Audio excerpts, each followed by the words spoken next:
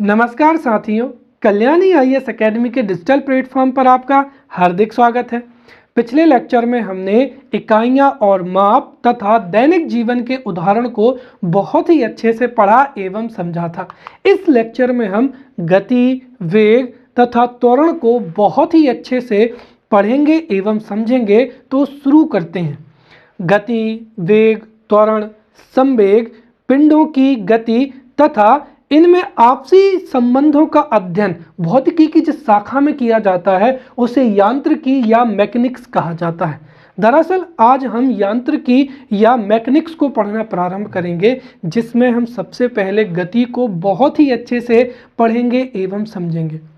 गति एक सापेक्षिक अवस्था है, इसीलिए गति को समझने से पहले हमें वस्तु की जो अवस्थाएं हैं उनको समझ लेना अति अनिवार्य है। तो हम सबसे पहले यहाँ पर वस्तु की जो अवस्थाएं हैं उनको समझेंगे। और ये 3 नंबर में भी प्रश्न पूछा जा सकता है कि भौतिकी में किसी भी वस्तु या ऑब्जेक्ट की कितनी अवस्थाएं होती हैं। तो भौतिकी में किसी भी वस्तु की 2 अवस्थाएं या 2 स्टेट होती हैं। एक हो जाएगी गति अवस्था और दूसरी हो जाएगी विराम अवस्था। तो जिसमें हम सबसे पहले समझते हैं गति अवस्था को। देखिए, यदि कोई वस्तु किसी अन्य वस्तु के सापेक्ष समय में परिवर्तन के साथ अपनी स्थिति में परिवर्तन करती है तो उसे उस वस्तु की गति अवस्था कहा जाता है। उदाहरण के तौर पर अगर हम यहाँ पर एक उदाहरण लें, जैसे ये एक बस हो जाएगी और इस बस में यहाँ पर 2 व्यक्ति जो हैं वो बैठे हुए हैं, राइट, और यहाँ पर एक व्यक्ति जो है वो सड़क पर क्या है, खड़ा हुआ है। तो इस व्यक्ति के सापेक्ष जो बस है, इस बस की स्थिति में समय के अनुसार क्या है, परिवर्तन हो रहा है, या इस बस की जो स्थिति है, बस की स्थिति बदल रही है या बस की स्थिति में परिवर्तन हो रहा है। तो इस व्यक्ति के सापेक्ष जो बस है वो गति अवस्था में होगी।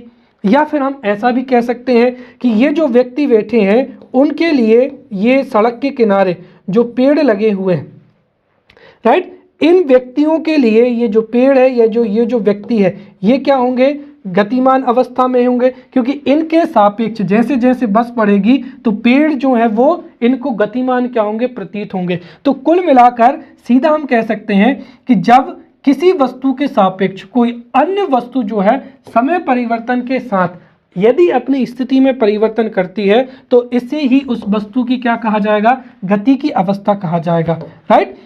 उदाहरण के तौर पर हम ये कह सकते हैं कि यदि एक बस में कोई यात्री जा रहे हैं तो सड़क के किनारे पर जो व्यक्ति होगा, इस व्यक्ति के सापेक्ष जो बस है, बस की स्थिति में समय के अनुसार क्या होगा, परिवर्तन होगा। तो इस व्यक्ति के सापेक्ष जो बस है वो गतिशील होगी या गति की अवस्था में होगी। अब दूसरी यहाँ पर हो जाएगी विराम अवस्था। देखिए, यदि कोई वस्तु किसी अन्य वस्तु के सापेक्ष समय में परिवर्तन के साथ अपनी स्थिति में परिवर्तन नहीं करती है तो उसकी इस अवस्था को विराम अवस्था कहा जाता है। उदाहरण के तौर पर जैसे फिर वही चित्र आएगा कि जैसे ये एक क्या हो जाएगी, बस हो जाएगी। अब इस बस में ये जो 2 यात्री बैठे हुए हैं, राइट, या फिर जो सड़क है, सड़क पर ये पेड़ है और एक ये जो है आदमी खड़े रहेंगे। अगर हम देखें इस व्यक्ति के सापेक्ष ये जो बस है, तो इस व्यक्ति के सापेक्ष बस की स्थिति में परिवर्तन हो रहा है, तो इस व्यक्ति के सापेक्ष बस तो क्या होगी, गतिशील होगी। लेकिन ये जो 2 यात्री बैठे हुए हैं यहाँ पर, जैसे ये इसके सापेक्ष, तो समय के साथ में इन दोनों की स्थिति में क्या है, परिवर्तन नहीं हो रहा है। तो एक यात्री की तुलना में जो दूसरा यात्री होगा वो विराम की स्थिति में होगा। वैसे ही सड़क पर जो पेड़ है और जो आदमी खड़ा है, ये दोनों भी क्या होंगे, इस व्यक्ति के सापेक्ष ये जो पेड़ है ये क्या होगा, विराम की स्थिति में होगा, राइट। तो यहाँ पर यात्रियों की बस में जो साथी यात्री हैं वो कैसे होंगे, विराम अवस्था में होंगे। अब प्रश्न ये उठता है कि ये दोनों एक दूसरे से कैसे जुड़ी हुई हैं। मैंने बताया था कि जो गति है वो एक कैसी है, सापेक्षिक अवधारणा है, अर्थात गति की कोई भी वस्तु गतिमान है या नहीं, इसका निर्धारण हम केवल और केवल एक वस्तु के बारे में नहीं कह सकते, राइट। जब तक हम उसकी तुलना या किसी अन्य वस्तु के सापेक्ष में बात नहीं करेंगे तब तक जो है स्थिति क्लियर नहीं होगी। जैसे ये बस हो जाएगी जिसमें ये दो यात्री बैठे हुए हैं और ये सड़क का किनारा हो जाएगा जिसमें एक पेड़ है और एक व्यक्ति यहाँ पर भी क्या है, खड़ा हुआ है, राइट। अब हम ये समझते हैं कि जो गति की अवस्था है, राइट, गति एक सापेक्षिक अवधारणा है। इसको हम इस उदाहरण से समझेंगे। देखिए, अभी थोड़ी देर पहले मैंने बताया था कि यदि यहाँ पर जैसे ये देखते हैं, सबसे पहली स्थिति लेते हैं जिसमें ये जो व्यक्ति है, ये व्यक्ति यहाँ पर खड़ा हुआ है और इस व्यक्ति के सापेक्ष ये जो बस है इसकी स्थिति में समय के साथ में क्या है, परिवर्तन हो रहा है। कुछ समय बस पहले यहाँ पर थी तो कुछ समय पश्चात जो है वो बस कहाँ पर पहुँच जाएगी, यहाँ पर पहुँच जाएगी। तो इस व्यक्ति के लिए ये जो बस है ये क्या होगी, गति की अवस्था में होगी। तो इस व्यक्ति के सापेक्ष जो बस है वो समय के साथ या समय में परिवर्तन होने पर अपनी स्थिति में परिवर्तित हो रही है। तो इस व्यक्ति के सापेक्ष ये जो बस है ये कैसी अवस्था में होगी, गति की अवस्था में होगी, राइट। परंतु बस में जो दोनों यात्री बैठे हैं समय के साथ में इनकी स्थिति में तो क्या है, परिवर्तन नहीं हो रहा। हो सकता है ये सुबह से दोनों एक साथ बस में बैठे हो तो सुबह से लेकर शाम तक ये दोनों एक दूसरे के बिल्कुल पास में ही रहेंगे, अर्थात इस यात्री की तुलना में इस यात्री की जो स्थिति है वो है समय के साथ परिवर्तित नहीं हो रही है। इसीलिए ये जो दो बस के दोनों यात्री हैं, राइट, ये इस यात्री की तुलना में ये यात्री क्या होगा, विराम की स्थिति में होगा। वैसे ही ये जो सड़क पर खड़ा व्यक्ति और सड़क पर खड़ा जो सड़क पर लगा हुआ जो पेड़ है ये भी क्या होंगे, विराम अवस्था में होंगे। तो यहाँ पर ये आदमी और ये पेड़ दोनों विराम अवस्था में होंगे और एक बस में बैठे दोनों यात्री जो हैं वो किस अवस्था में होंगे, विराम अवस्था में होंगे, राइट। वहीं अगर हम देखें तो इस व्यक्ति के सापेक्ष चूंकि बस की स्थिति में परिवर्तन हो रहा है समय के साथ में, इसीलिए ये जो है बस जो है व्यक्ति के सापेक्ष या इस पेड़ के सापेक्ष क्या होगी, गति की अवस्था में होगी। तो आपको बहुत अच्छे से समझ में आ गया होगा कि इसीलिए हम कहते हैं कि जो गति है वो कैसी है, एक सापेक्षिक जो है सापेक्षिक अवधारणा है। अब हम यहाँ पर समझते हैं गति को। तो गति का जो सीधा सा मतलब है वो ये है कि किसी वस्तु की स्थिति में परिवर्तन को ही क्या कहा जाता है, गति कहा जाता है। यदि समय के साथ यदि किसी वस्तु की गति में या स्थिति में परिवर्तन हो रहा है, राइट, तो उसे ही क्या कहा जाता है, गति कहा जाता है। और इसका जो निर्धारण है वो हम दूरी के माध्यम से करते हैं और विस्थापन के माध्यम से करते हैं, जिनको हम आगे आके बहुत अच्छे से समझेंगे। तो सीधा सा अगर 3 नंबर में परिभाषा पूछी जाती है कि गति को स्पष्ट कीजिए या केवल और केवल टिप्पणी आती है तो हम सीधा यहाँ पर लिखेंगे कि गति जो है किसी वस्तु की स्थिति में परिवर्तन को ही गति कहा जाता है और गति एक सापेक्षिक अवधारणा होती है। गति का जो निर्धारण है वो दूरी एवं विस्थापन से किया जाता है। अब हम यहाँ पर जो है गति के प्रकारों को पढ़ेंगे। तो कई आधारों पर गति को हम कई भागों में वर्गीकृत कर सकते हैं। सबसे पहला तो हो जाएगा यहाँ पर वेग के आधार पर। तो एक क्या हो जाएगा, समान गति, और दूसरी क्या हो जाएगी, असमान गति। समान गति का मतलब क्या हुआ कि जब कोई वस्तु समान समय अंतराल में समान दूरी तय करती है तो वस्तु की गति को क्या कहा जाएगा, समान गति कहा जाएगा। तो जब वस्तु समान समय अंतराल में समान दूरी तय करती है तो उस वस्तु की गति को समान गति कहा जाएगा। फिर क्या हो जाएगा, असमान गति, राइट। जब कोई वस्तु समान समय अंतराल में अलग अलग दूरी तय करती है या असमान दूरी तय करती है तो उसकी इस गति को क्या कहा जाएगा, असमान गति कहा जाएगा। फिर तीसरा जो हो जाएगा गति का प्रकार हो जाएगा वो है सरल रेखीय गति। सरल रेखीय गति से क्या मतलब है कि यदि कोई वस्तु या पिंड किसी एक सीधी रेखा में गति करता है तो वस्तु की जो गति होगी उसको हम क्या कहेंगे, सरल रेखीय गति कहेंगे। सरल रेखीय गति हमेशा एक विमीय गति होती है और इसे ऋजु रेखीय जो है ऋजु रेखीय गति भी कहा जाता है। उदाहरण के तौर पर एक व्यक्ति द्वारा सीधी रेखा में जो है चलना क्या कहलाता है, सरल रेखीय गति कहलाता है। या फिर क्या हो जाएगी, वक्राकार गति हो जाएगी कि जब कोई वस्तु सीधी रेखा में ना चलकर वस्तु का जो पथ होता है, पथ कैसा होता है, सरल रेखा नहीं होता है या पथ वक्राकार होता है, तो वस्तु की उस गति को क्या कहा जाएगा, वक्राकार गति कहा जाएगा।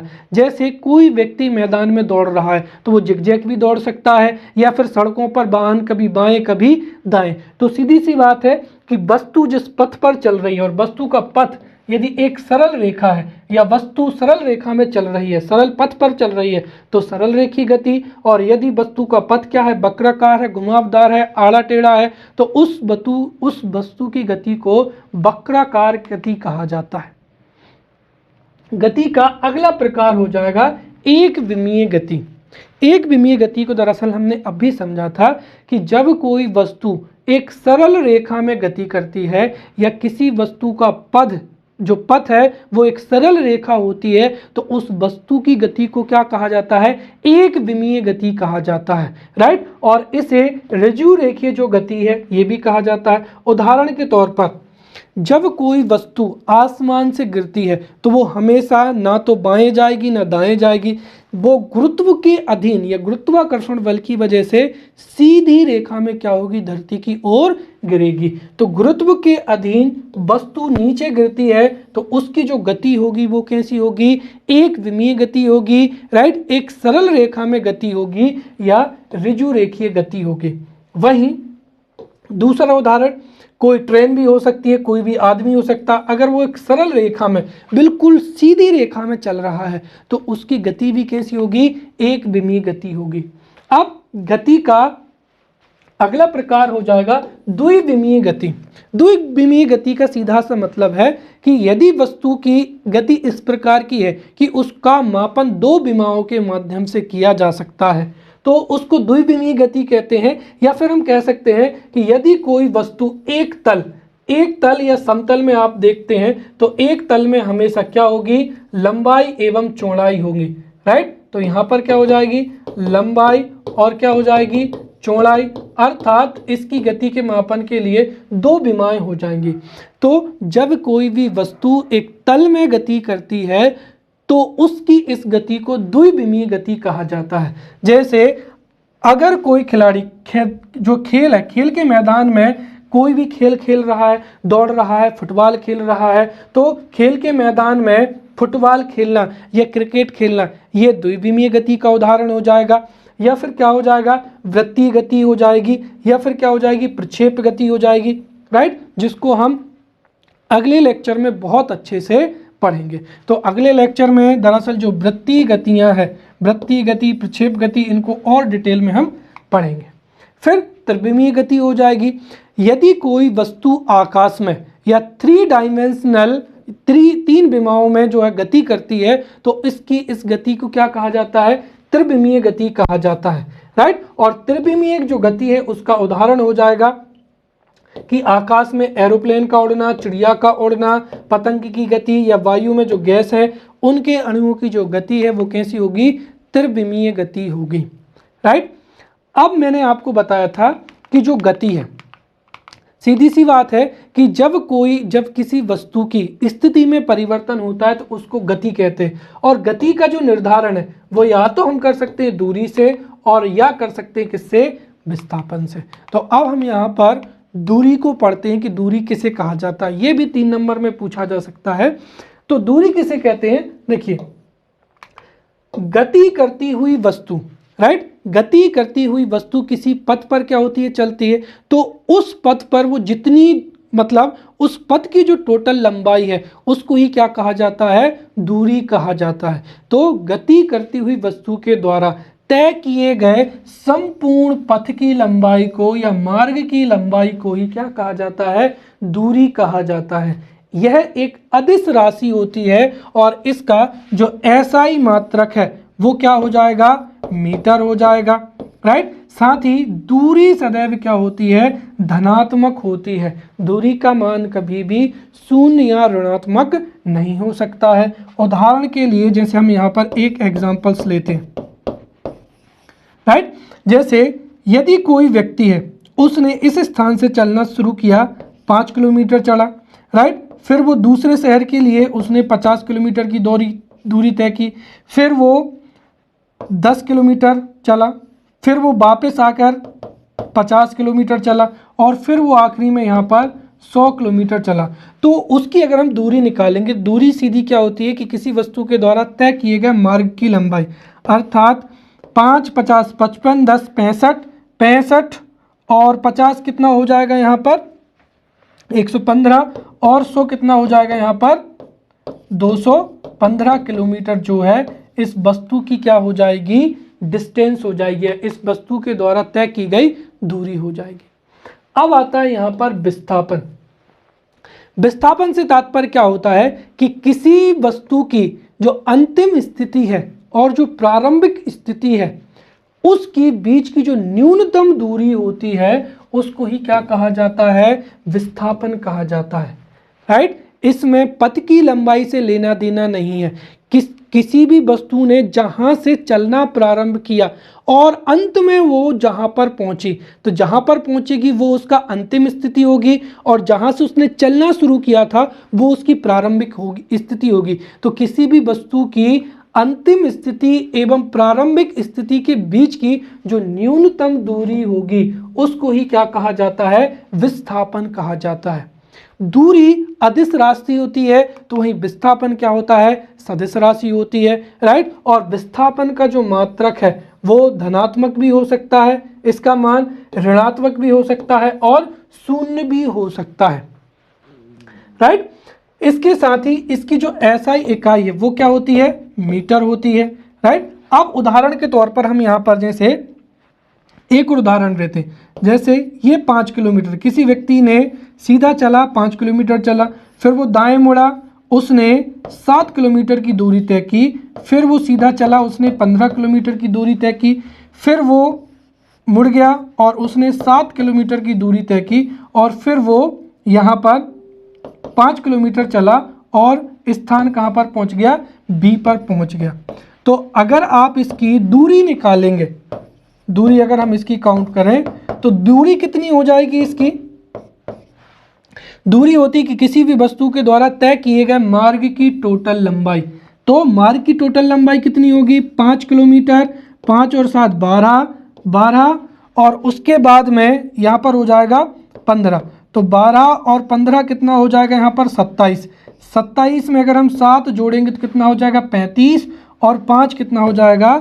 40 किलोमीटर इस मार्ग की टोटल क्या हो जाएगी? लंबाई हो जाएगी। 12, 5 और 7, 12 और 15, 27, 35 और 40 किलोमीटर क्या हो जाएगी? दूरी हो जाएगी, जो कि वस्तु के द्वारा तय किए गए मार्ग की कुल लंबाई होती है। या अब विस्थापन क्या होता है कि वस्तु की जो प्रारंभिक स्थिति ए है और अंतिम स्थिति क्या है? बी। तो प्रारंभिक स्थिति एवं अंतिम स्थिति के बीच की दूरी, बीच की न्यूनतम दूरी, और न्यूनतम दूरी ही एक क्या होती है? सीधी रेखा। हमेशा सीधी रेखा जो होगी वही क्या कहलाएगी? न्यूनतम दूरी।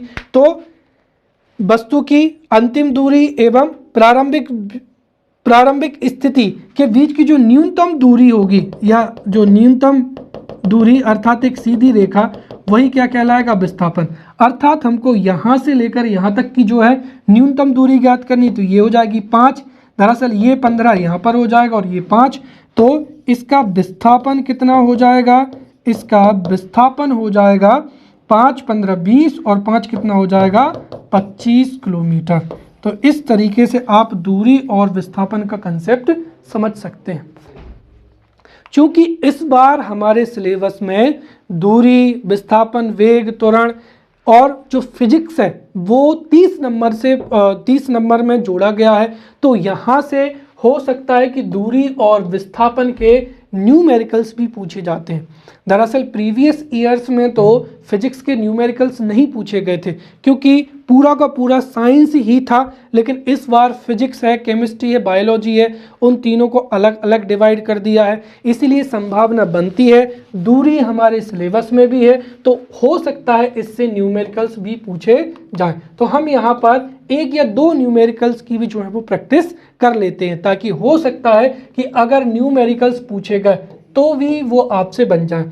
जैसे हो सकता है 5 नंबर में ये प्रश्न पूछा जाए कि एक व्यक्ति अपने घर से निकलता है, राइट, 3 किलोमीटर चलकर वह दाएं मुड़ जाता है और दाएं मुड़कर वह 4 किलोमीटर चलता है, तो बताइए वह अपने घर से कितनी दूर है। अर्थात इसमें दूरी या क्या पूछी गई है, डिस्टेंस पूछी गई है। और दूसरा ये पूछा गया कि उसका अपने घर से कितना विस्थापन है, अर्थात क्या पूछा गया है, विस्थापन, डिस्प्लेसमेंट पूछा गया है, राइट। तो ये इस तरीके से जो क्वेश्चन है ये एग्जाम्स में पूछे जा सकते हैं। तो अब हम इनको जो है सॉल्व करेंगे। तो अगर इस तरीके से मुख्य परीक्षा में कोई भी प्रश्न आता है तो हम उसको विधिवत तरीके से सॉल्व करेंगे। तो शुरू में हम यहाँ पर जो हमारा कॉलम होगा या हाशिया होगा, उसके बाद में जैसे ये हमारा हाशिया हो जाएगा तो हम यहाँ पर जो आप लिखते थे सबसे पहले हम यहाँ पर लिखेंगे ज्ञात है, फिर इसका हम डायग्राम बनाएंगे। एक व्यक्ति जो है सीधा चलता है 3 किलोमीटर, ठीक है, उसने ए बिंदु से चलना शुरू किया, 3 किलोमीटर चलता है और 3 किलोमीटर चलकर वो दाएं मुड़ जाता है। तो दाएं मुड़ेगा तो ठीक 90 डिग्री का यहाँ पर एंगल मिलेगा और दाएं मुड़कर वो कितना 4 किलोमीटर चलता है। ये 3 किलोमीटर हो जाएगा, 4 किलोमीटर हो जाएगा। अब हमसे पूछा है, राइट, हमको इतना तो दिया है, अब ज्ञात क्या करना है हमको यहाँ पर, दूरी। तो दूरी तो सीधा है कि 3 किलोमीटर और 4 किलोमीटर वस्तु के द्वारा तय किए गए जो मार्ग की लंबाई है वही दूरी होती है। तो 3 और 4 ये 7 किलोमीटर तो क्या हो जाएगी, दूरी हो जाएगी। अब विस्थापन भी पूछा है और डिस्प्लेसमेंट क्या होता है, वस्तु की अंतिम स्थिति तथा प्रारंभिक स्थिति के बीच की न्यूनतम दूरी को ही विस्थापन कहा जाता है। और इनकी बीच की जो न्यूनतम दूरी होगी वो एक सीधी रेखा होगी। और दरअसल अगर हम देखें तो ये एक यहाँ पर जो है समकोण त्रिभुज बन गया है और समकोण त्रिभुज में चूंकि वो दायां मुड़ता है तो ये 90 डिग्री हो जाएगा। अब अगर हम इसको आधार मान लें, बेस, तो आधार की लंबाई हो जाएगी 3, ये क्या हो जाएगा, लंब, परपेंडिकुलर। तो हमको क्या निकालना है यहाँ पर, कर्ण या हाइपोटेनियस निकालना है और ये हाइपोटेनियस ही हमारा क्या होगा, विस्थापन होगा। तो विस्थापन निकालने के लिए हम यहाँ पर पाइथागोरस प्रमेय लगाएंगे। पाइथागोरस प्रमेय से हमें सीधा सा पता है कि यहाँ पर जो कर्ण बराबर होता है अंडर द रूट क्या हो जाएगा, यहाँ पर आधार का स्क्वायर बटे क्या हो जाएगा, लंब का स्क्वायर हो जाएगा। तो यहाँ पर आधार कितना है, 3 का स्क्वायर बटे लंब कितना हो जाएगा, 4 का स्क्वायर। तो ये हो जाएगा 9 और 16 कितना हो जाएगा, 25। तो यहाँ पर जो कर्ण की वैल्यू है या हाइपोटेनियस की वैल्यू है वो कितनी हो जाएगी, 5 किलोमीटर। और यही 5 किलोमीटर क्या होगा, विस्थापन होगा। तो इस प्रश्न की जो दूरी होगी वो 7 किलोमीटर होगी और डिस्प्लेसमेंट या विस्थापन हो जाएगा कितना, 5 किलोमीटर, राइट। वैसे ही एक प्रश्न और है यहाँ पर जो कि 5 नंबर में पूछा जा सकता है कि प्रश्न दिया है कि एक खिलाड़ी एक वृत्ताकार मैदान जिसकी त्रिज्या 70 सेंटीमीटर है पर बिंदु ए से दौड़ना प्रारंभ करता है और 2 चक्र जो है वो क्या करता है, पूर्ण करता है। तो 2 चक्र पूर्ण करने के बाद में खिलाड़ी ने कितनी दूरी तय की, डिस्टेंस बताना है। बताइए खिलाड़ी का बिंदु ए से विस्थापन कितना है, राइट। अब इस प्रश्न को भी हम यहाँ पर निकाल सकते हैं। तो इसमें भी अगर हम देखें तो यहाँ पर हमें जो जानकारी है वो इतनी जानकारी है कि एक क्या है, वृत्ताकार मैदान है जिसकी त्रिज्या कितनी है, रेडियस, राइट, त्रिज्या या रेडियस बराबर कितना हो जाएगा, 70 मीटर दिया है, राइट, कितना दिया है, 70 मीटर दिया है, ठीक है। तो इसकी त्रिज्या है 70 मीटर और मान लेते हैं कि इस पर कोई बिंदु जैसे ये है, ये, अब हमारे पास में इतनी जानकारी है कि एक वृत्ताकार मैदान है जिसकी त्रिज्या कितनी है, 70 सेंटीमीटर है और एक खिलाड़ी यहाँ से बिंदु ए से जो है दौड़ना प्रारंभ करता है और वो इस तरीके से दौड़ता है और इसी स्थान पर आ जाता है और ऐसा वह 2 बार करता है, अर्थात वो कितने चक्र लगाता है, 2 चक्र लगाता है और 2 चक्र पूरा करेगा तो वो कहाँ पर पहुँच जाएगा, यहीं पर पहुँच जाएगा। तो अब अगर हम इसकी दूरी निकालें, राइट, दूरी क्या होती है कि वस्तु के द्वारा तय किए गए मार्ग की कुल लंबाई, अर्थात अगर खिलाड़ी मैदान के 2 चक्कर लगाएगा, अर्थात अगर ये मैदान को हम एक वृत्त मान लें, सर्कल मान लें, तो उसकी परिधि पर 2 चक्कर पूरा कर रहा है, अर्थात इसकी परिधि को निकाल लें तो हमें दूरी क्या होगी, पता चल जाएगी, राइट। तो दूरी के निकालने के लिए सबसे पहला ध्यान दें कि वो कितने चक्र लगा रहा है, 2, तो यहाँ पर 2 का गुणा कर दें और दूरी ज्ञात करने के लिए अब क्या निकालेंगे हम, परिधि, वृत्त की परिधि, तो 2 गुणित क्या हो जाएगा, 2 पाई r हो जाएगा। अब 2 गुणित पाई का मान कितना रखेंगे, 22/7 गुणित त्रिज्या कितनी दी है हमको, 70 दी है, तो ये 70 लिख देंगे। ये कितना बार जाएगा, 10 बार जाएगा, तो यहाँ पर हो जाएगा 2 दूना 4, राइट, और यहाँ पर हो जाएगा 220, तो 4 गुणित कितना हो जाएगा, 220, तो ये कितना हो जाएगा, 880 मीटर। तो इस प्रश्न में खिलाड़ी ने कितनी दूरी तय की, राइट, उसका उत्तर हो जाएगा कितना, 880 मीटर जो है खिलाड़ी के द्वारा तय की गई क्या होगी, दूरी होगी। वहीं खिलाड़ी के द्वारा बिंदु ए से कितना विस्थापन है, अब इसको बहुत अच्छे से समझिए कि देखिए खिलाड़ी ने ए से दौड़ना प्रारंभ किया था और उसने कितने चक्र लगाए, 2, एक चक्र में वो यहीं आ जाएगा, दूसरा जब चक्र लगाएगा तो वो कहाँ पर पहुंच जाएगा, वहीं पर पहुंच जाएगा, अर्थात जहां से उसने दौड़ना शुरू किया था वो खिलाड़ी वहीं पर पहुंच गया, अर्थात विस्थापन कितना हुआ इसका, विस्थापन तो जहां से दौड़ना शुरू किया था खिलाड़ी 2 चक्र बाद में वहीं पर पहुंच गया, मतलब खिलाड़ी की जो प्रारंभिक स्थिति है, प्रारंभिक स्थिति भी क्या होगी, यही होगी, और 2 चक्र बाद में अंतिम स्थिति भी क्या होगी, यही होगी। और हमें पता है कि अंतिम स्थिति एवं प्रारंभिक स्थिति के बीच की जो न्यूनतम दूरी है वही क्या कहलाती है, विस्थापन या डिस्प्लेसमेंट कहलाता है। और इस स्थिति में तो खिलाड़ी ठीक वहीं पर है, अर्थात विस्थापन कितना हुआ, 0, राइट। तो इसमें अगर आपसे पूछे कि बिंदु ए से कितना विस्थापन है तो यहां पर हो जाएगा विस्थापन कितना, 0 मीटर, राइट। तो अब आपको यहां पर दूरी, विस्थापन और दूरी विस्थापन पर आधारित जो प्रश्न है वो निकालना आपको बहुत ही अच्छे से आ गया होगा, राइट। या फिर ये जो प्रश्न है ये 3 नंबर में भी पूछे जा सकते हैं, तो आप रफ कार्य करके हो सकता है हमको जैसे उत्तर ही लिखना पड़े 880 मीटर और 0 मीटर, तो इस तरीके से भी मुख्य परीक्षा में पूछे जा सकते हैं। फिर अब हम समझते हैं यहाँ पर चाल। चाल क्या होती है, देखिए किसी भी वस्तु के द्वारा इकाई समय में तय की गई दूरी को ही उस वस्तु की चाल कहते हैं। यह हम बचपन से पढ़ते चले आ रहे हैं, चाल बराबर होता है दूरी बटे समय, या स्पीड बराबर क्या हो जाएगा, डिस्टेंस अपॉन क्या हो जाएगा, टाइम, राइट। और अगर हम यहाँ पर समय को क्या मान ले, 1 सेकेंड मान ले, तो चाल बराबर, जैसे चाल बराबर क्या हो जाएगा, दूरी बटे समय।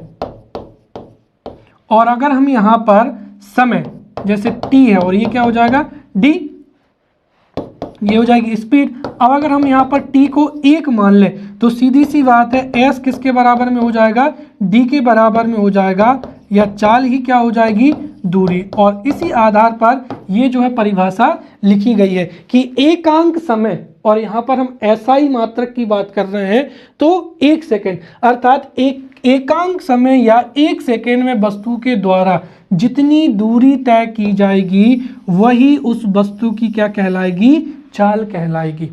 चाल एक अदिश राशि होती है, क्योंकि चाल यहाँ पर एक कैसी राशि है, व्युत्पन्न राशि है, और चाल किस पर निर्भर कर रही है, दूरी पर, जो एक क्या है, अदिश राशि है। समय भी क्या है यहाँ पर, अदिश राशि है। तो दरअसल जो दोनों मूल राशियां हैं वो अदिश है, इसलिए चाल भी कैसी होगी, अदिश राशि होगी। और चाल बराबर होता है दूरी बटे समय। तो इसका मात्रक क्या होगा, दूरी का हो जाएगा मीटर और समय का क्या हो जाएगा, सेकेंड। तो इसका मात्रक हो जाएगा मीटर प्रति सेकेंड। अब इसकी अगर हम विमा की बात करें तो इसमें द्रव्यमान तो है नहीं, क्या है, लंबाई है। तो लंबाई कितना है, मीटर, तो 1, और बटे में क्या है, समय, तो क्या हो जाएगा -1। तो LT-1 इसका क्या होता है, विमीय सूत्र होता है। अब जो चाल होती है, चाल भी 3 प्रकार की होती है। एक क्या हो जाएगी, समान चाल हो जाएगी। सीधी सी बात है, यदि कोई वस्तु समान समय में समान दूरी तय करेगी तो उसकी चाल कैसी होगी, समान होगी। वहीं यदि कोई वस्तु समान समय में अलग अलग दूरी तय करती है तो उसकी चाल कैसी होगी, असमान होगी। वहीं औसत चाल अगर हम निकालें किसी भी वस्तु की, तो किसी वस्तु के द्वारा कुल समय अंतराल में तय की गई कुल दूरी, राइट, तो किसी भी वस्तु के द्वारा समय अंतराल में तय की गई कुल दूरी और जो समय अंतराल है उसके अनुपात को ही क्या कहा जाता है, औसत चाल कहा जाता है। तो औसत चाल बराबर क्या हो जाएगा कि कुल दूरी, राइट, और यहां पर क्या हो जाएगा, समय अंतराल या कुल समय। तो कुल दूरी बटे समय अंतराल को ही क्या कहा जाता है, औसत चाल कहा जाता है। अब आ जाते हैं हम यहाँ पर वेग, राइट।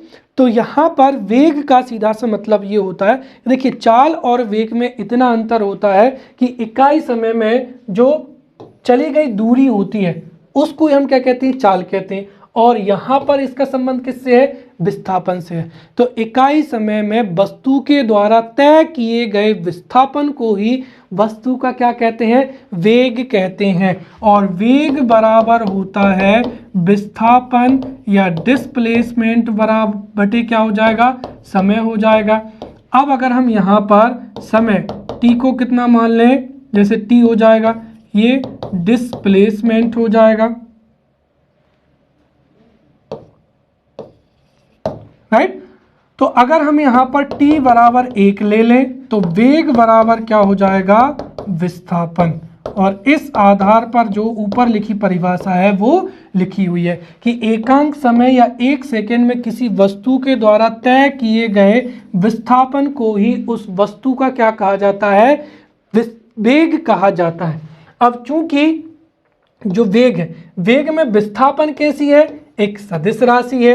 तो चूंकि इसमें विस्थापन सदिश राशि है, इसीलिए जो वेग है ये एक कैसी है, ये मूल राशि ना होकर व्युत्पन्न राशि है, जो कि किस पर निर्भर कर रही है, यहाँ पर विस्थापन पर। और विस्थापन एक सदिश राशि है, इसीलिए वेग भी क्या होगी, एक सदिश राशि होगी, राइट। और यहाँ पर वेग बराबर होता है विस्थापन बटे समय या डिस्प्लेसमेंट अपॉन टाइम। इसका मात्रक भी क्या होगा, मीटर प्रति सेकेंड, और इसकी विमा भी क्या होगी, LT-1। अब अगर हम देखें तो जो वेग है उसको भी हम क्या कर सकते हैं, 2 प्रकार से लिख सकते हैं। एक तो समान वेग हो जाएगी। तो यदि किसी वस्तु के द्वारा समान समय अंतराल में समान विस्थापन तय किया जाता है, राइट, यदि किसी वस्तु के द्वारा समान समय अंतराल में जो समान विस्थापन तय किया जाता है या विस्थापन समान होता है, तो उसके वेग को क्या कहा जाता है, विस्थापन, समान विस्थापन या समान वेग कहलाता है। तो यदि किसी वस्तु के द्वारा समान समय अंतराल में समान विस्थापन होता है या समान विस्थापन तय किया जाता है तो उसका वेग कहलाएगा समान वेग। वैसे असमान वेग क्या होगा, जब किसी गतिशील वस्तु के द्वारा समान समय अंतराल में अलग अलग विस्थापन क्या करे, तय करे, अलग अलग विस्थापन हो। समान समय अंतराल में यदि विस्थापन अलग हो तो उस वस्तु की वेग को क्या कहा जाएगा, असमान वेग कहा जाएगा, राइट। अब वेग से थोड़ा जुड़ा ही है, यहाँ पर क्या होता है, त्वरण होता है। दरअसल कोई भी वस्तु जब गति करती है तो हो सकता है उसकी गति में परिवर्तन हो। उदाहरण के लिए जब आप घर से निकलना शुरू करेंगे तब आपका वेग बिल्कुल शून्य होगा। जैसे जैसे सड़क अच्छी मिलेगी तो आप स्पीड बढ़ाएंगे 40-60, ब्रेकर आ जाएगा, आप गाड़ी को धीमा कर लेंगे।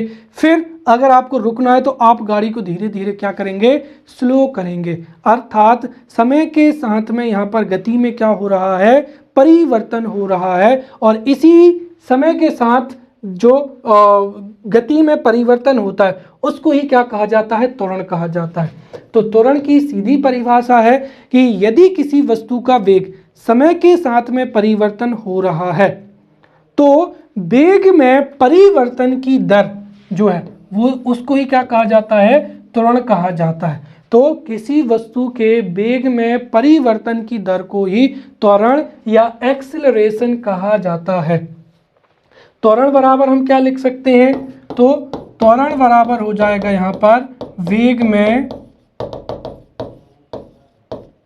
परिवर्तन। तो किसी वस्तु के वेग में परिवर्तन की जो दर है उसको ही त्वरण कहा जाता है। तो त्वरण बराबर हो जाएगा वेग में परिवर्तन बटे क्या हो जाएगा, समय अंतराल हो जाएगा। अब वेग में परिवर्तन यहाँ पर जैसे अगर हम v को अंतिम वेग मान लें, u को प्रारंभिक वेग ले लें और t क्या हो, समय अंतराल हो, तो त्वरण a बराबर हो जाएगा v माइनस का u। ये तो हो गया वेग में परिवर्तन और t क्या हो गया, समय अंतराल। तो यहाँ पर वस्तु के वेग में परिवर्तन की दर को ही क्या कहा जाता है, त्वरण कहा जाता है। अब ये जो है ये कैसी राशि है, ये एक सदिश राशि है।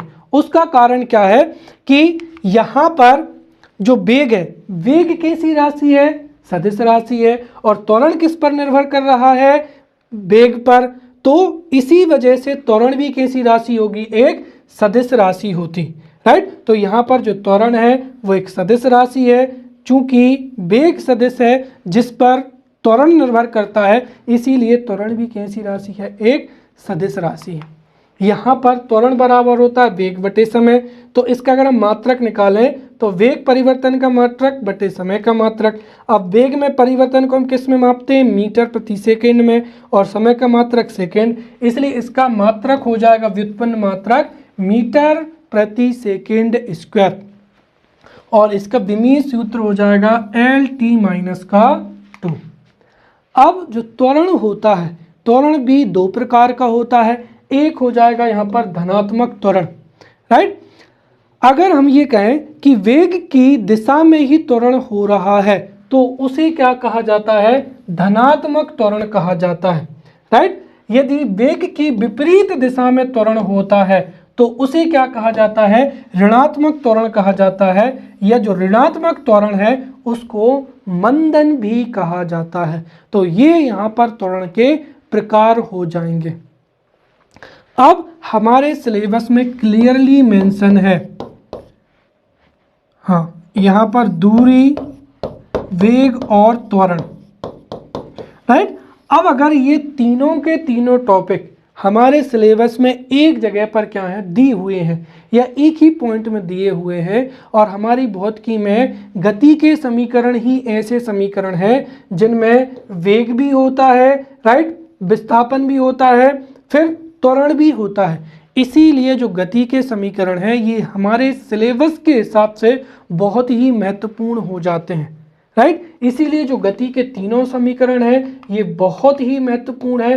हो सकते हैं कि 3 नंबर में ये गति के समीकरण पूछ लिए जाएं, राइट। हो सकता है 3 नंबर में सीधा प्रश्न पूछ लिया जाए कि गति के समीकरण, तो हम यहाँ पर गति के 3 समीकरणों को जो है लिख सकते हैं। या फिर हो सकता है कि जो गति के समीकरण है उस पर कोई न्यूमेरिकल्स पूछ लिया जाए, राइट। तो यहाँ पर अगर जैसे हम ले कि यदि कोई वस्तु एक नियत त्वरण से जो है एक सरल रेखा में चल रही है और हमने मान लिया कि उस वस्तु का जो प्रारंभिक वेग है, उस वस्तु का क्या है, प्रारंभिक वेग है, तो यदि किसी वस्तु का प्रारंभिक वेग u ले लेते हैं, अंतिम वेग यदि v होता है और उस वस्तु का जो विस्थापन है वो s है और यदि लगा समय t होता है, तो इसके आधार पर जो गति के 3 समीकरण होते हैं।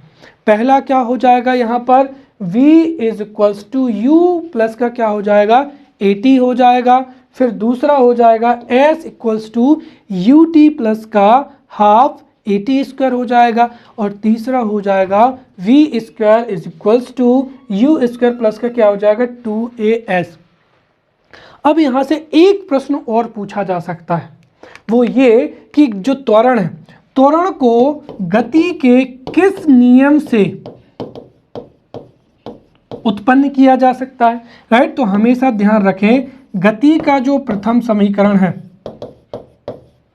गति के किस यहाँ पर समीकरण, अगर प्रश्न में पूछा जाए कि त्वरण की निष्पत्ति गति के किस समीकरण से संभव हो सकती है, तो उसका उत्तर हो जाएगा प्रथम समीकरण। क्योंकि अगर आप देखें तो यहाँ पर v इक्वल्स टू होता है u प्लस का at। अगर v का u का पक्षांतर कर दें तो v माइनस का u बराबर at, या फिर v माइनस का u अपॉन t बराबर क्या हो जाएगा ये। तो जो गति का पहला समीकरण है उससे जो है त्वरण की निष्पत्ति संभव है, राइट। तो v equals to u plus का at ये पहला समीकरण हुआ, s equals to u t plus का हाफ at स्क्वायर दूसरा समीकरण, और तीसरा हो जाएगा v square equals to u square plus का 2as, राइट।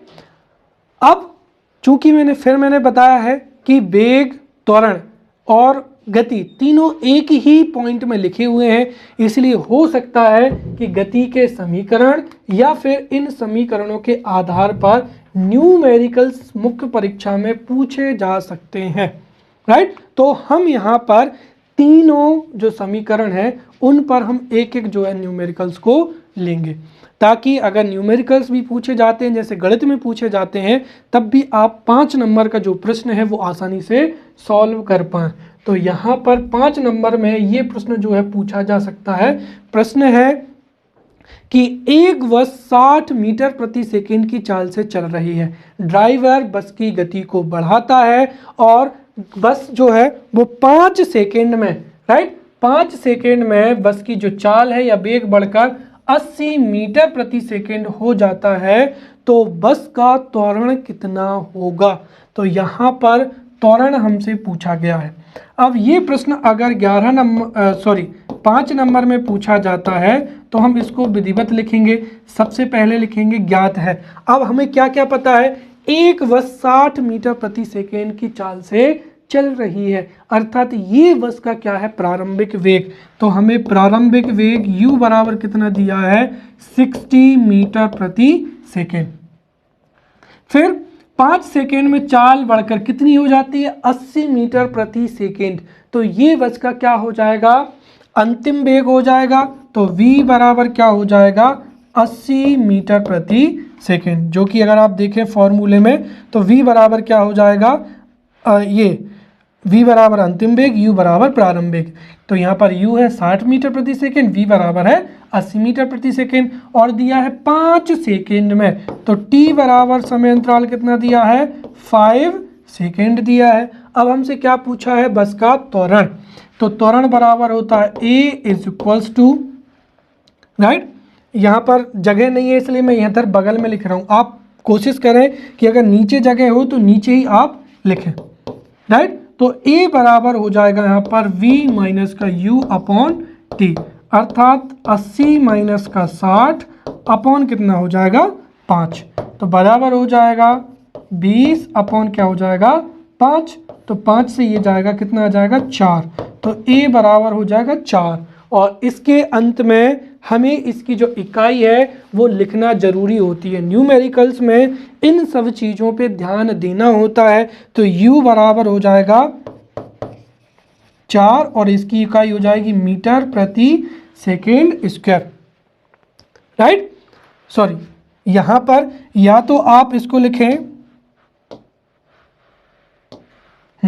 या तो आप इसको क्या लिखें, ऐसा लिखें मीटर सेकेंड स्क्वायर, या फिर हम इसको इस तरीके से भी लिख सकते हैं 4 मीटर प्रति क्या हो जाएगा सेकेंड स्क्वायर, और यदि ऑब्लिक नहीं लगाते हैं तो हम क्या कर देंगे मीटर सेकेंड में माइनस का 2। तो ये हमारे प्रश्न का क्या हो जाएगा उत्तर हो जाएगा। बिल्कुल बेसिक सा सवाल है, बस आपको एक बार प्रैक्टिस करनी है। अब दूसरा दिया है यहाँ पर प्रश्न, एक रेलगाड़ी 25 मीटर प्रति सेकेंड की चाल में चल रही है, ब्रेक लगाए जाने पर वह माइनस का 0.5 मीटर प्रति सेकेंड स्क्वायर के एक समान त्वरण क्या करती है उत्पन्न करती है। तो रेलगाड़ी विराम अवस्था में आने से पहले कितनी दूरी तय करेगी। राइट, थोड़ा जटिल क्वेश्चन है, लेकिन हम जो गति के नियम है, गति के नियम को अगर अप्लाई करें तो ये प्रश्न भी बड़ी आसानी से बन सकता है। और यदि ऐसे प्रश्न एग्जाम्स में पूछे जाते हैं तो वो आपको 5 आउट ऑफ 5 मार्क्स जो है वो दिला सकते हैं। तो इसमें भी हम लिखेंगे सबसे शुरुआत में ज्ञात है। अब समझते हैं, एक रेलगाड़ी 25 मीटर प्रति सेकेंड की चाल में चल रही है। राइट, तो ये हो गई रेलगाड़ी की प्रारंभिक वेग, कितना हो जाएगा 25 क्या हो जाएगा यहाँ पर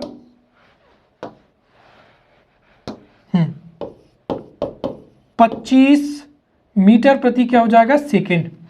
अब ब्रेक लगाए जाने पर वह है 0.5 मीटर प्रति सेकेंड का एक समान त्वरण करती है। यहाँ पर ऋणात्मक त्वरण दिया है तो हम त्वरण लिखेंगे, ए बराबर हो जाएगा माइनस का 0.5 मीटर प्रति क्या हो जाएगा यहाँ पर सेकेंड स्क्वायर।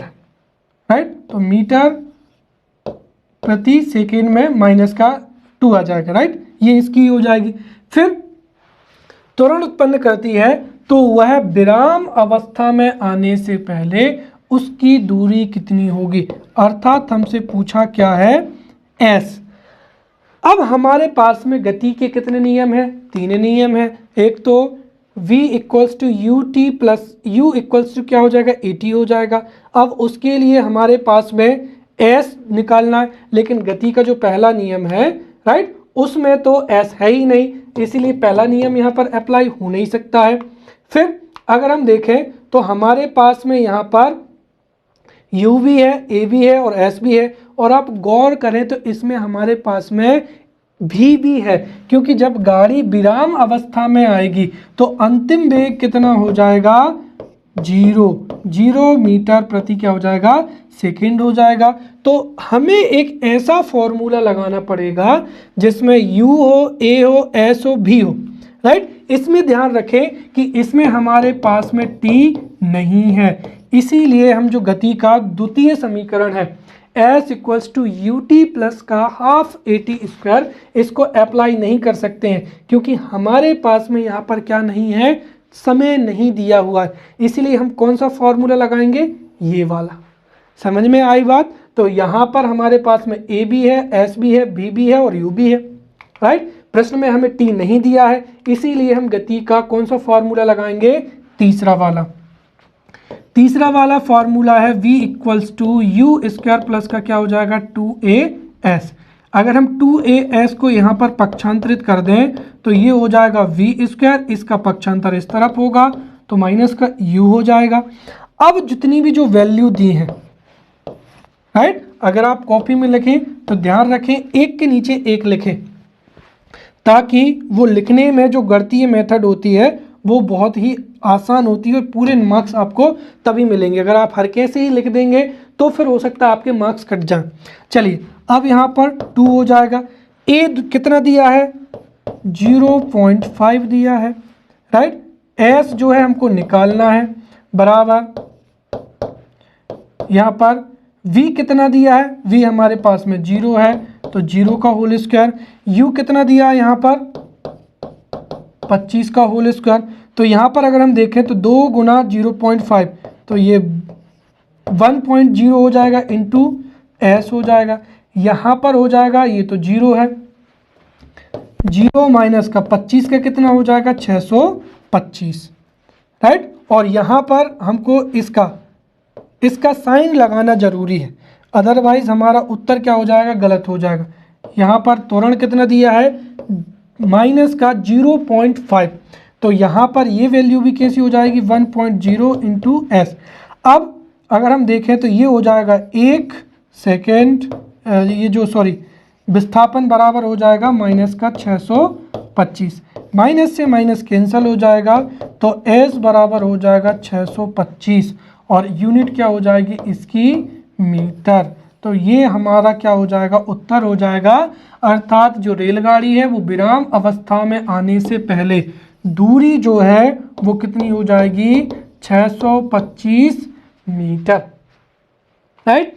अगला प्रश्न लेते हैं। अगला प्रश्न है कि कोई मोटर बोट झील में विराम अवस्था में सरल रेखीय पथ पर 3 मीटर प्रति सेकेंड के नियत त्वरण से, यहाँ पर दरअसल माफ़ी चाहूँगा, यहाँ पर सेकेंड स्क्वायर है, ये टाइपिंग मिस्टेक है, तो 3 मीटर प्रति सेकेंड स्क्वायर के नियत त्वरण से 8 सेकेंड तक चलती है। इस समय अंतराल में मोटर बोट कितनी दूरी तय करेगी।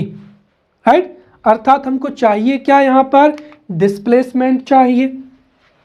चलिए इसको सॉल्व करते हैं।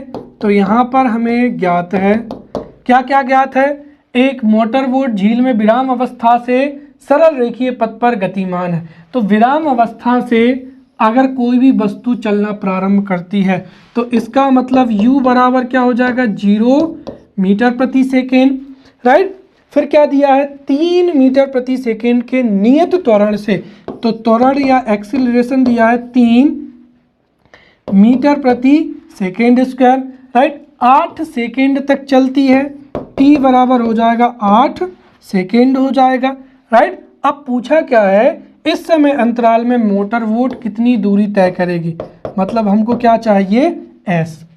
अब इस प्रश्न को जब भी आप सॉल्व करें, इस तरीके के प्रश्नों में 3 फॉर्मूले लगेंगे। एक तो क्या हो जाएगा, v equals to u plus का at, लेकिन ये लागू हो नहीं सकता है क्योंकि इसमें डिस्प्लेसमेंट नहीं है।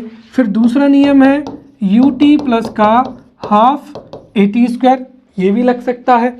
इसमें हमारे पास में u भी है, a भी है, t भी है, s भी है। राइट। और तीसरा फॉर्मूला कौन सा है, v equals to u square plus का 2as, तीसरा फार्मूला भी लग सकता है। लेकिन अगर हम देखें तो तीसरे फार्मूला में अंतिम वेग भी है, और आपको अंतिम वेग दिया है क्या, नहीं दिया है, क्योंकि मोटर बोट विराम अवस्था से सरल रेखीय गति में चलना प्रारंभ कर रही है। तो विराम अवस्था में जो वेग होगा वो तो 0 होगा, लेकिन 8 सेकंड बाद में वेग कितना होगा तो अंतिम वेग हमको नहीं पता है, इसीलिए तीसरा वाला फॉर्मूला यहाँ पर अप्लाई नहीं हो सकता है। तो कौन सा लगाएंगे हम, सेकंड वाला, और सेकंड वाले में हमारे पास में u भी है, t भी है और s भी है, तो ये हमारा उत्तर भी दे देगा। तो यहाँ पर फॉर्मूला अगर हम लगाएं तो s बराबर हो जाएगा ut प्लस का हाफ at स्क्वायर। अब u का मान कितना दिया है इसमें, 0, t का समय कितना दिया है, 8, 1/2। अब यहाँ पर लगाएंगे हम a की वैल्यू कितनी दी है यहाँ पर, 3।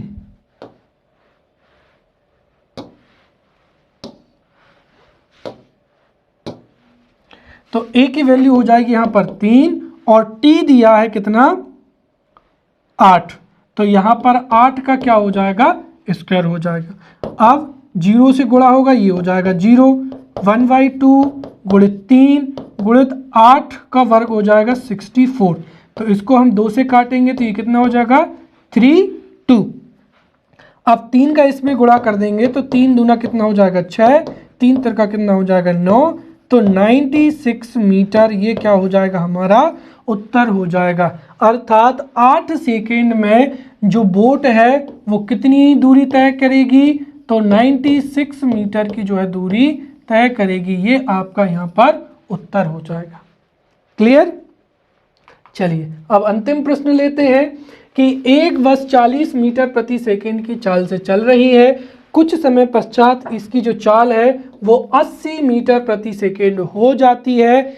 यदि इसका त्वरण 5 मीटर प्रति वर्ग सेकेंड है तो ज्ञात कीजिए कि बस की गति 80 मीटर प्रति सेकेंड कितने समय में हो जाती है, या समय ज्ञात कीजिए जिसमें बस की चाल 80 मीटर प्रति सेकेंड की हो जाती है।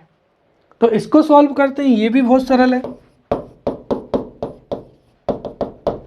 अब देखिए, एक बस 40 मीटर प्रति सेकेंड की चाल से चल रही है, तो u बराबर हो जाएगा 40 मीटर प्रति सेकेंड, राइट। कुछ समय पश्चात इसकी चाल हो जाती 80, मतलब अंतिम वेग हो गया हमारा 80 मीटर प्रति सेकेंड, राइट। यदि इसका त्वरण दिया है हमारे पास में 5 मीटर प्रति सेकेंड स्क्वायर, तो समय ज्ञात कीजिए, राइट, जिसमें बस की गति कितनी हो जाती है, 80 मीटर प्रति सेकेंड हो जाती है, या अंतिम वेग हो जाता है। तो v u है, v है, a और t है, तो इसमें तो हम आसानी से हमारा जो पहला गति का पहला समीकरण है वो अप्लाई कर सकते हैं, राइट। तो यहाँ पर v equals to u plus का क्या हो जाएगा, at हो जाएगा, राइट। तो हमको क्या ज्ञात करना है, समय ज्ञात करना है, तो फिर सीधा हो जाएगा v, इसका पक्षांतर करेंगे माइनस का u बराबर क्या हो जाएगा, यहाँ पर at हो जाएगा। और अगर हम देखें तो v माइनस का u अपॉन a बराबर क्या हो जाएगा, t। तो v हमारे पास में कितना है 80, माइनस का क्या हो जाएगा u 40 बराबर a कितना दिया है 5, तो ये समय निकल आएगा। तो 80 में से 40 जाएगा, 40/5 कितना हो जाएगा 8 सेकेंड, अर्थात जो समय है वो कितना हो जाएगा 8 सेकेंड हो जाएगा, राइट। तो ये हमने यहाँ पर जो गति है, वेग है, त्वरण है, उससे संबंधित जो गति के समीकरण है उनके बारे में हमने बहुत अच्छे से पढ़ लिया है, साथ ही साथ हमने न्यूमेरिकल्स भी पढ़ लिए हैं। अगर इस टॉपिक से कोई भी प्रश्न पूछा जाता है तो उसका आप उत्तर बड़े आसानी से दे देंगे। अगले लेक्चर में गति के कुछ प्रकार बचे हुए हैं और गति के नियम भी बचे हुए हैं, न्यूटन की गति के नियम। तो अगले लेक्चर में हम गति के प्रकार और न्यूटन की गति के नियमों के बारे में भी पढ़ेंगे। तब तक के लिए धन्यवाद।